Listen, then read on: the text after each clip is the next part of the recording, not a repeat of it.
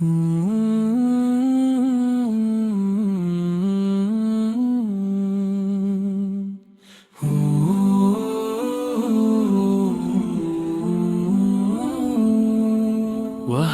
saudara, lihatlah dirimu, muhasabah dirimu sebelum masa berlalu.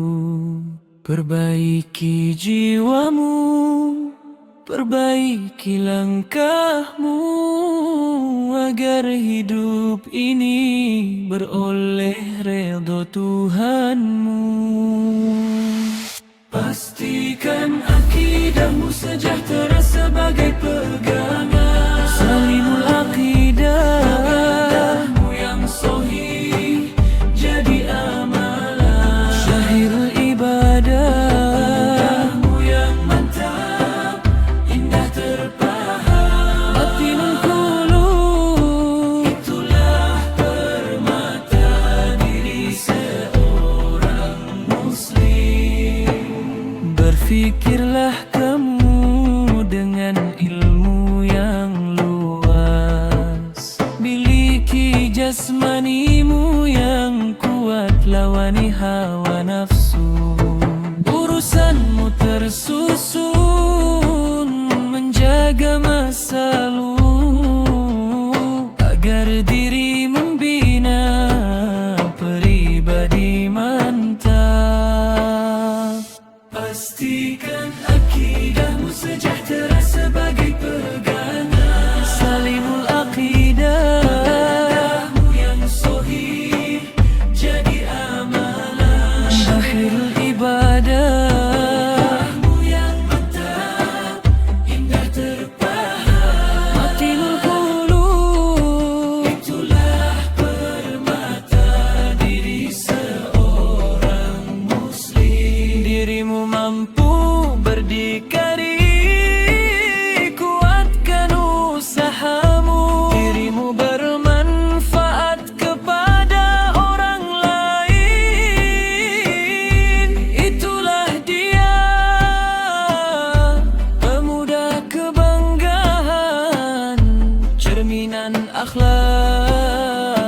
Rasulullah junjungan.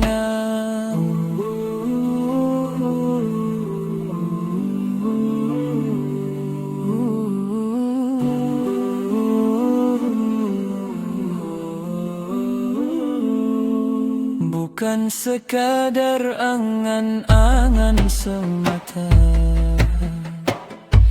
inilah kewajiban wahai saudara, bagi setiap diri yang mengaku cinta pada Allah dan Rasulnya. Pastikan akidahmu sejahtera sebagai pegangan. Salimul akidah yang sahih jadi amalan. Sahihul ibadahmu yang mantap indah terpaham. Batinul qulub, itulah permata diri seorang muslim. Jadilah insan yang fikirannya berilmu luas, kuat jasadnya lawani hawa nafsu.